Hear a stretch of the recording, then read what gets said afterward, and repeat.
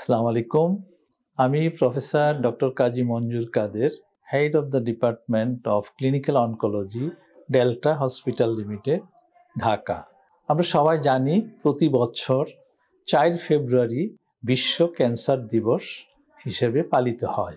এবারের ক্যান্সার দিবসের যে থিম বা প্রতিপাদ্য বিষয় সেটি হলো ইউনাইটেড বাই ইউনিক, অর্থাৎ ক্যান্সার রোগীর প্রতি সম্মিলিত সংবেদনশীলতা এবং তাদের গল্পগুলো কেন্দ্রীভূত করার জন্য প্রাধান্য দেওয়া। তাই আসুন আমরা বিশ্ব ক্যান্সার দিবসের মাহাত্ম্যকে মেনে চলি। আমরা জানি ক্যান্সার একটা প্রাণঘাতী রোগ, তারপরও এই রোগের ঠিক মতো নির্ণয় হলে এবং ঠিক সময়ে চিকিৎসা পেলে এই রোগ থেকেও আমরা পরিত্রাণ পেতে পারি। আমি professor doctor Mohammad Daimuddin, senior consultant oncology বিভাগ, ডেল্টা হাসপাতাল লিমিটেড, মিরপুর, ঢাকা। পৃথিবীতে প্রতি বছর 20 মিলিয়নেরও বেশি লোক ক্যান্সারে আক্রান্ত হয়। তার মধ্যে অর্ধেকই অর্থাৎ 10 মিলিয়ন লোক ক্যান্সারে মারা যায়। গ্লোবাকনের তথ্য অনুযায়ী বাংলাদেশে প্রতি বছর 2 লক্ষ লোক ক্যান্সারে আক্রান্ত হয়। তার মধ্যে অর্ধেকই অর্থাৎ 1 লক্ষ লোক ক্যান্সারে মারা যায়। সিগারেট স্মোকিং বা ধূমপানের সাথে মদ্যপান, তামাক জাতীয় দ্রব্য সেবন, যারা পান খান, পানের সাথে কি খান, আলাবাদা খান, সুপারি খান, চুন খান, এইসব সবই কিন্তু মুখ গহ্বরের ক্যান্সার করতে পারে। আর আমি যে প্রথমে বলেছিলাম সিগারেট স্মোকিং বা তামাক জাতীয় দ্রব্য ব্যবহার করা অনেক ক্যান্সার করে, সেই ক্যান্সারগুলো আমরা কিন্তু সহজেই প্রতিরোধ করতে পারি। যেমন স্মোকিং বা সিগারেট স্মোকিং মুখ গহ্বরের ক্যান্সার। একটু নেমে আসেন ষড়যন্ত্র বা ল্যারিন্সের ক্যান্সার, ফুসফুসের ক্যান্সার, লিভারের ক্যান্সার, প্যানক্রিয়াসের ক্যান্সার, কিডনির ক্যান্সার এবং মূত্রথলি বা ইউরিনারি ব্লাডার ক্যান্সার করে। সুতরাং এক সিগারেট স্মোকিং এবং তার সাথে যদি মাদক জাতীয় দ্রব্য আমরা ব্যবহার না করি, আমরা মানুষের মধ্যে সচেতনতা গড়ে তুলতে পারি, এতগুলো রোগ থেকে কিন্তু আমরা মুক্তি পেতে পারি। কেননা এইসব রোগের 80-এরও বেশিরভাগ কারণ হলো সিগারেট স্মোকিং। আমি অধ্যাপক ডাক্তার মোহাম্মদ নিজামুল হক, সিনিয়র কনসালটেন্ট, ডেল্টা হাসপাতাল লিমিটেড। হঠাৎ শরীরের ওজন কমে যাওয়া অথবা শরীরের কোথাও থেকে কোনো অস্বাভাবিক তরল পদার্থ অথবা রক্ত নিঃসৃত হওয়া অথবা অন্যান্য যে কারণ শরীরের যে স্বাভাবিক অবস্থা আছে সেই অবস্থার যে পরিবর্তন হয়, সেই পরিবর্তন লক্ষ্য করার সাথে সাথেই আমাদেরকে দ্রুত ডাক্তারের শরণাপন্ন হতে হবে। আর বিশেষ করে আমাদের দেশের মহিলাদের স্তন ক্যান্সার এবং জরায়ু ক্যান্সারের প্রাথমিক পর্যায়ে নির্ণয়ের জন্য সাধারণত 40 বছরের পর থেকেই তাদের স্ক্রিনিং ব্যবস্থাপনায় বিভিন্ন হসপিটাল, সরকারি হসপিটাল অথবা বেসরকারি হসপিটালে ডাক্তারদের শরণাপন্ন হওয়া উচিত।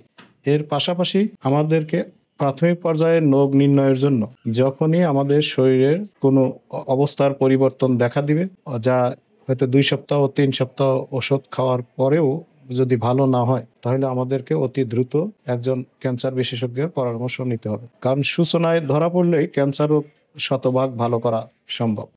এর পাশাপাশি আমাদের দেশের ক্যান্সার চিকিৎসার ব্যবস্থাপনাকেও আরো দ্রুত উন্নতি করতে হবে। আমি Nahid Roksana, senior consultant, clinical oncologist, delta hospital লিমিটেডে কাজ করছি।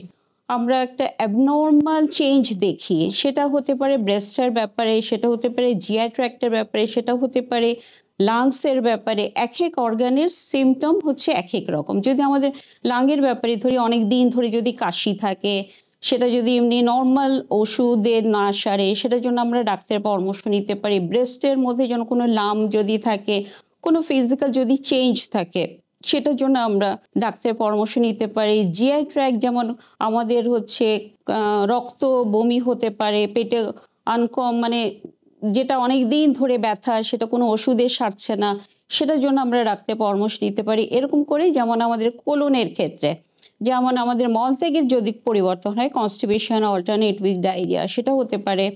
সার্ভিক্সের জ্বরের ব্যাপারে যেমন ব্লিডিং হতে পারে কিংবা ওয়াটারি ডিসচার্জ হতে পারে, সেই ব্যাপারে আমরা ডাক্তারের পরামর্শ যত শীঘ্র নিব, তত তাড়াতাড়ি আমাদের আর্লি স্টেজে ক্যান্সার ধরা পড়বে। আমরা জানি যে স্টেজের ক্যান্সারের 4টা ধাপ আছে, স্টেজ 1 থেকে স্টেজ 4। আমরা যত আর্লি ক্যান্সার ডায়াগনোসিসের দিকে যেতে পারবো, স্টেজ 1-এ যেটা যদি আমরা ডাক্তারের পরামর্শ নিই এবং সেটা চিকিৎসা যদি শুরু করি, তাহলে দেখা যাবে যে স্টেজ 1-এ যেটা 99% কিওর হওয়ার সুযোগ থাকে, সেটা স্টেজ 4-এ গিয়ে বিলো 10%-এ চলে আসে।